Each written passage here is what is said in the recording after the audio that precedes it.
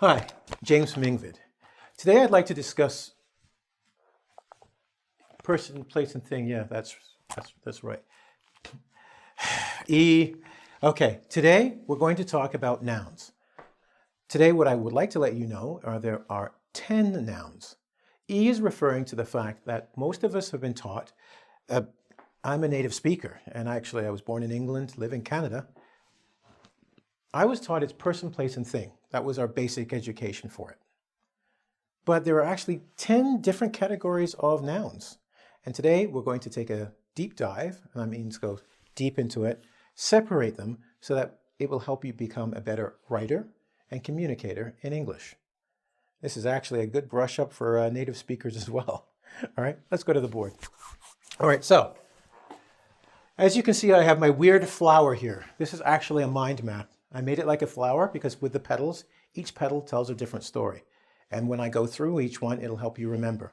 So it may look a little bit weird now, but by the time we're done, it'll be in your mind. Let's start off with number one. The 10 types of nouns. The most common one we have, and I use the word common, it's called a common noun, are things in everyday life. An example of this is house, a canyon. If you think of a mountain goes like this, a canyon is the other way. It dips down. Okay, so think of a mountain reversed where the land is here and there's a kind of a hole in it. Okay, a canyon. And girl. These are everyday objects and items. Well, maybe not a canyon, but you understand what I'm saying. There's nothing special about them. They're generic. When we move to the second petal, we have what's called proper nouns. This is when we are talking about specific examples of these things. What do I mean? Well, you can have a house, but we all know, or most of the people on the planet know, of the White House in the United States of America, where the president is. You'll notice that the difference between a proper noun and a common noun is capitalization. There is a capital put on the words. We use it to say, sorry, these are very specific words. They do this in German language as well, by the way. They capitalize nouns, so you know this is a thing in the sentence. So you know its function. Just a little aside, because knowledge is power. Anyway, so my house becomes the White House. That's right. Second black president. Not going to happen. Okay. Now also canyon, I talked about that. Well, in the United States of America, millions of people visit the Grand Canyon. It is one of the biggest canyons in the world, and people go to visit it. I mean, some of these places are almost like reverse mountains. You could put a mountain in that hole. Okay, so notice the capitalization. And I would put Nino, because Nino is a girl. But she's a specific girl, so she has to have a capital. Kind of cool? So now we have common and proper, knowing that common is everyday things like camera, right? Versus Nikon camera, which would be a proper noun. Now let's look at single nouns. You notice I have the number 1. A single noun is any one thing, singular. Cat, man, marker, right? Easy enough. What happens when we have more than one? Well, I've got +1, and we've got plural nouns. Now, the interesting thing about a plural noun is it's not just one, because you can have, see, marker becomes markers. That's more than one. We add an S. Sometimes we add an ES to the end of the word. Right? Those are what we call regular plural nouns. So what's the irregular one you're asking? This is what I was saying. This is even good for native speakers. An irregular plural noun is something where we don't add an S or an ES, but it might be very different indeed. Notice here I have cat. If you have more than one cat, you'll have cats. That would be a regular. That would be a regular plural verb. But then I have foot. Some of my students would say, oh, teacher, you have foot, then you have the foots, right? And I'm like, no, you have feet. You will notice that the feet is very different. It has an EET. There is no extra S or extra ES. So irregular verbs take on the form of, like, for instance, a tooth, one tooth becomes teeth, right? They are different in nature that you cannot just add an S to it. You actually have to change the word. right? Another one could be person, one person, people. What? Yeah, one person, 5 people. There's no S, it's not persons. Actually, there's an exception that I'll go into another time when you go into elevators. That's in another lesson I actually did before. Only place you actually see persons is on legal documentation and in elevators. I don't make the language up. I'm just here to explain it to you. All right? Otherwise, it's person is one, people is the plural. We talked about plural and singular and proper and common nouns. Let's go to this one. Concrete nouns. What's a concrete noun? Well, this wall I'm working with is made of concrete. So people will tell you it's where you drive your car or the sidewalk. In this case, a concrete noun is one that you can have with your senses. You can see it with your eyes. You can smell it. You can taste it. You can touch it. All right? Did I miss one? You can hear it. These are concrete nouns. Examples of concrete nouns are apples, cats, roses, because you can smell a rose as well as see it. These are concrete. They are in the physical world. Now, what about other nouns? And this is when people have problem with writing on how to address them, because we have other nouns. And sorry, I should say, right now, all the times I've been talking to you about plural nouns, single, proper, and common nouns, I've been basically talking about concrete nouns, right? When we move over, and this is where people have difficulties with the language, especially people learning it, is with abstract nouns. These are ideas and these are emotions. Anger, right? So when people say, okay, anger, what is that? Well, it's a noun. He can have anger, right? You can be angry, descriptive, but you can have anger, noun. Oh, yeah, it's a noun. And also ideas. Democracy, it's an idea, it's a noun, right? Next, we go from these things. Oh, sorry, I should also say, these are things that you cannot use your 5 senses. And that's where we can tell the difference here. You cannot see democracy. You can see examples of democracy. You can see people vote, right? You can see institutions to protect law and order. But you can't say, that's democracy, I can show you and hold it to you and give it to someone. It's an idea that we use in different means, and you can see examples of it, but you can't say, here is this democracy, I give it to you. Okay? And that's the difference between a concrete idea, an apple, which I can give you, and an idea like anger. You can see an example of it, but it cannot be touched, tasted, You know what I'm saying. Number 7. This is going by fast. Collective. If you watch Star Trek, the collective is the Borg. The Borg is the collective. But we live now, unfortunately. And any collective is a group. If you have a crowd, these are collective nouns, groupings of things, usually people, but groups. You can have what? You can have a collective of a team. If you got 10 people playing on a team, I don't know any sports really, so I don't know what team has 10 people. 9 people in baseball team, I think. I think. Anyway, and everyone has just lost lots of respect for me now. He doesn't know. Sorry, I do other things. Play chess.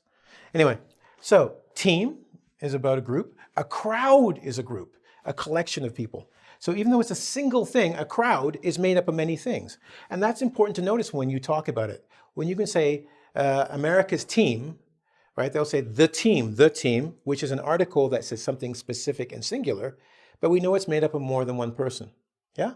And the crowd, it was the largest crowd in inaugural history in the United States in 2016, right? It wasn't the largest crowd. It was 25 people, there was about 1,000, I'm sure. But it was a group, all right, collective.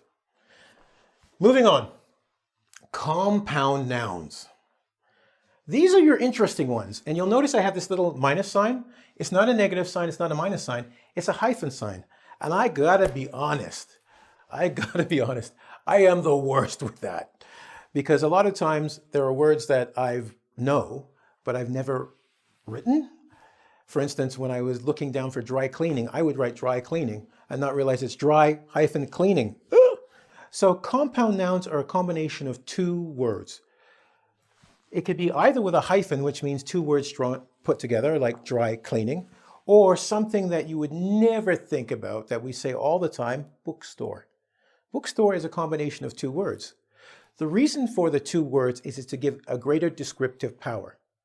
Yes, I want my clothes cleaned, but maybe it's made of leather, and leather doesn't go well with water, so I need dry cleaning. And when someone says they do that, I know my leather is safe. What about a store? There are different types of stores. There are tire stores, there are bookstores, there are computer stores, but I need to get books, so I want to go to something well-defined, bookstore. And that's the use of compound words.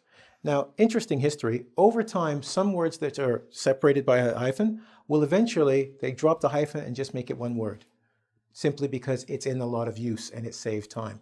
So who knows, maybe one day my dry cleaning could be one word. I doubt it. Okay, now the last two I want to talk about is something that most people learn, funny enough, as English learners, but native speakers don't necessarily know. I know it sounds odd, but it's something we just know internally, but we don't actually think about consciously, right? And these are our countable words. Now, 1, 2, 3, 4, it sounds like a song, I'll give you some more. Things you can count, fingers and toes, and even my nose. I have 1 nose, 5 fingers, and I have 14 toes. I'm not from here, not from these parts anyway. Okay, things you can actually count. Now, I'm going to give you, oh, no, that's later on. I've got my bonus section. I've got something interesting for you. It's tasty. You'll like it. Things you can count, anything literally, and we can go back over to our senses or our concrete nouns, are generally going to be countable. Generally, not always. We're going to get up here, and they're going to talk about things that you have as an everyday experience, and you'll go, James, I got you covered. All right, so generally things that we touch and play with a lot are countable nouns. We can go back to our house, our girl, our cat, our teeth. They're all countable. But what about those things that theoretically aren't countable? Like what? Water. Uncountable nouns are those things that when we do count, we don't count the thing, we measure the quantity of it. Salt, water, money. But you can count it. It's like we count bills, but there's too much money in the world to actually count. In fact, if the average person wanted to count $1 billion, $1 at a time, you would die before you could count it $1 at a time. Too much. But you would die happy. It's just like, one for me, one for you, one for me, one for you. Anyway, joke. So these are uncountable. And I have counted now, I've gone to 1, 2, 3, 4, 5, 6, 7, 8, 9, 10, and got all the nouns, or the types of nouns that you will encounter when you're studying English. All right? Now, giving you this doesn't mean anything if you can't use it. So let's go to the board for the second time, and we're going to do our quiz. Are you ready? And we are back. We're going to go from, well, we learned 10. I'm going to quiz you on 5. As a bonus, I'm going to teach you 2 extra words that you might be confused on. And then sometimes native speakers get confused on this one. And then we have our homework, as per usual. All right, so let's go to the board and do our quiz. I told you about different types of nouns, so I'm going to give you examples of the nouns now. And what you're going to do is you're going to tell me what kind of noun it would be. So let's start off with the first one. Nouns that are ideas. You can talk about anger, intelligence, democracy. You can't use them with your 5 senses. What kind of nouns are these?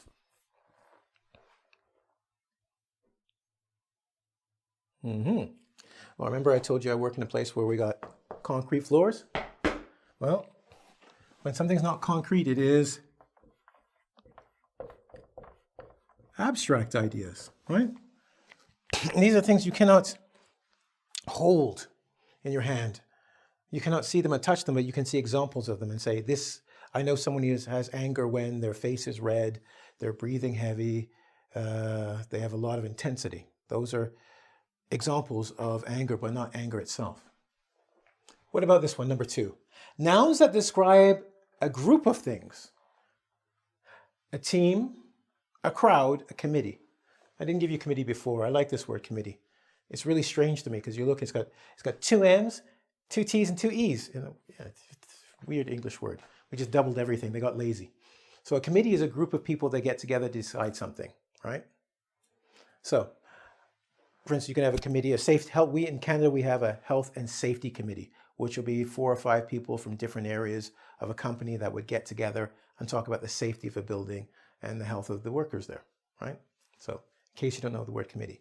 Crowd, group of people, and a team could be anything from a professional sports team to a group of people you work with at your office, and they're a team, you know, the accounting team or branch, whatever.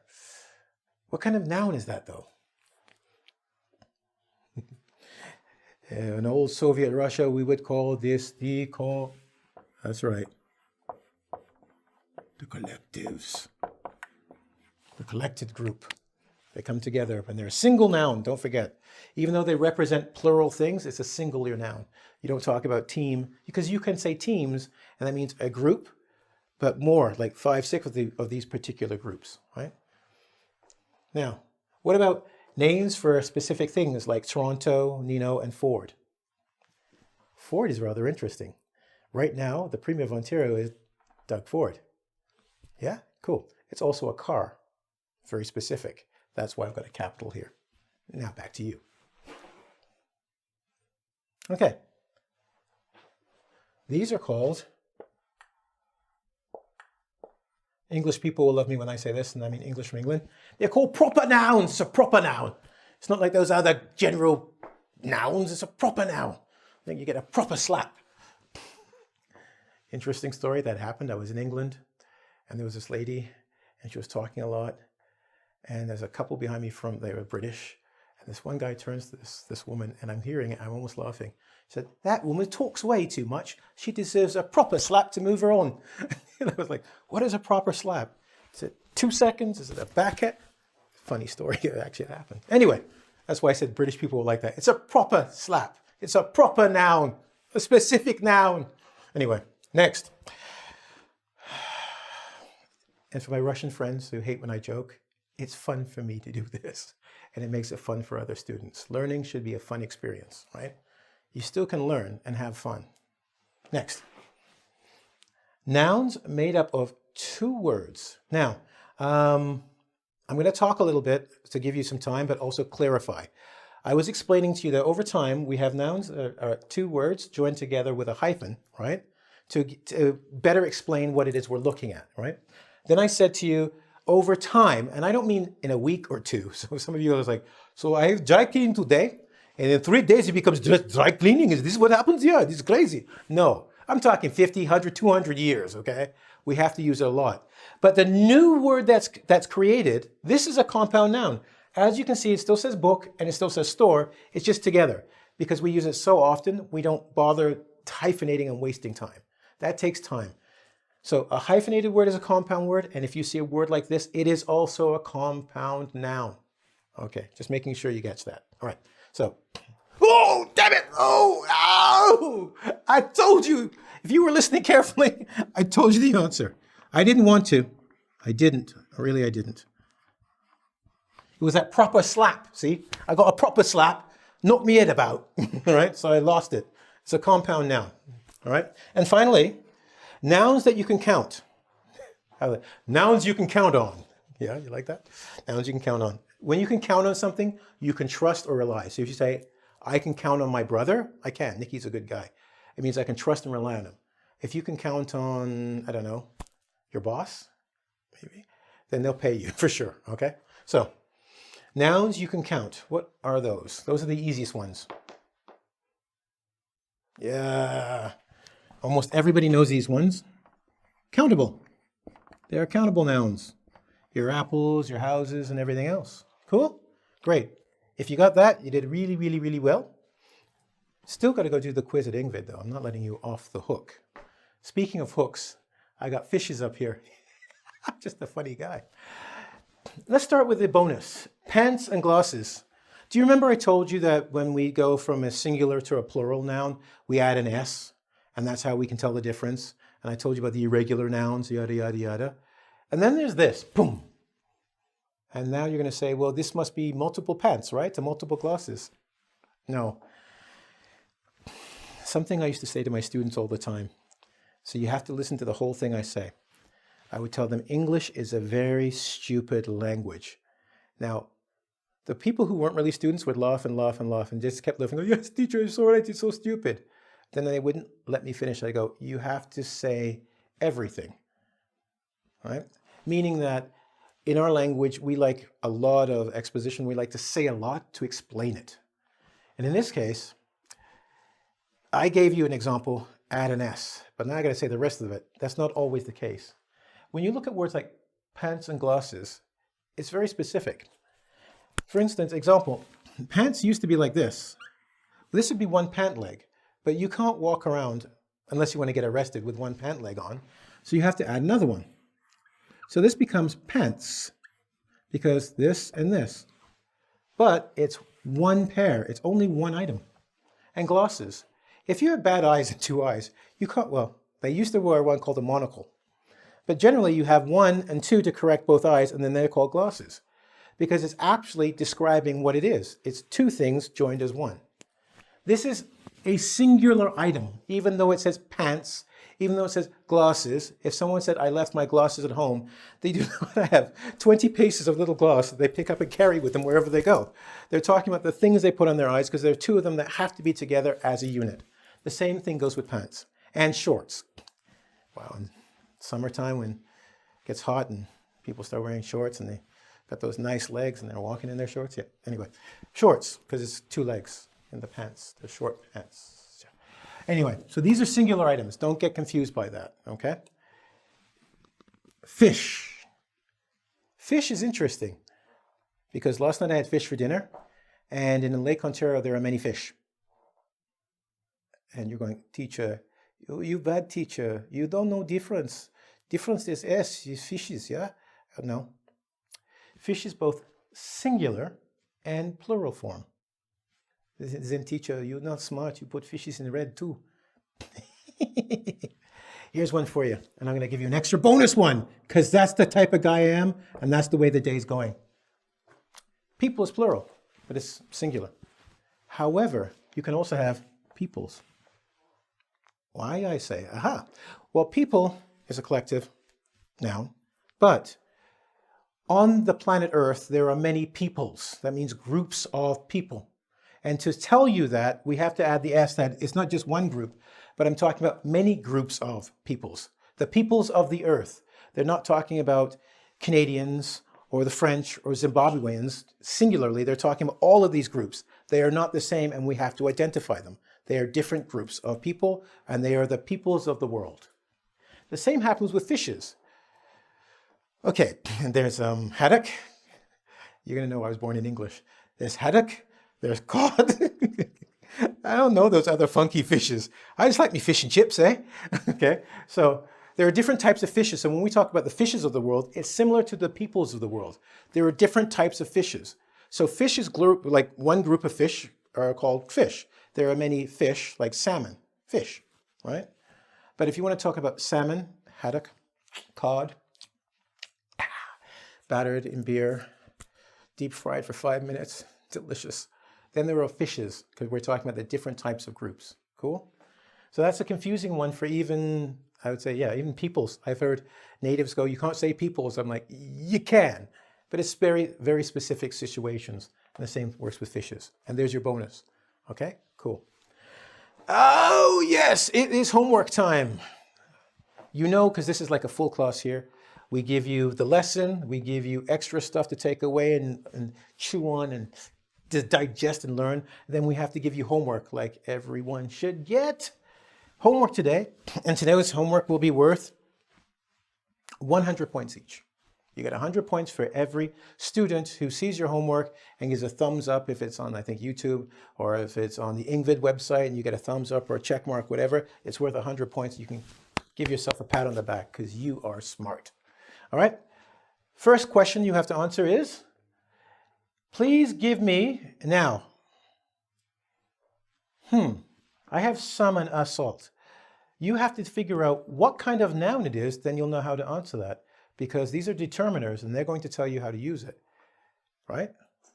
Salt, you have to figure out what kind of noun it is, then you'll know which determiner. Because a means one And some means, a grouping, not necessarily counted. Oh, good luck with that one. And how about this one here? There's James with a small j and James with a capital J, and Mr. E with a small e and Mr. E with a big E. They're friends. Which one should you use? Now you got to figure out what kind of noun it is, then you'll know if you should use a capital or not a capital, right? Anyway, you're the experts now. I've taught you all I can. So grasshopper, it is up to you. Before we go, I want to say this one. Please don't forget to press like if you like the video, because we're at the end and you're still here. So maybe you liked it. I think so.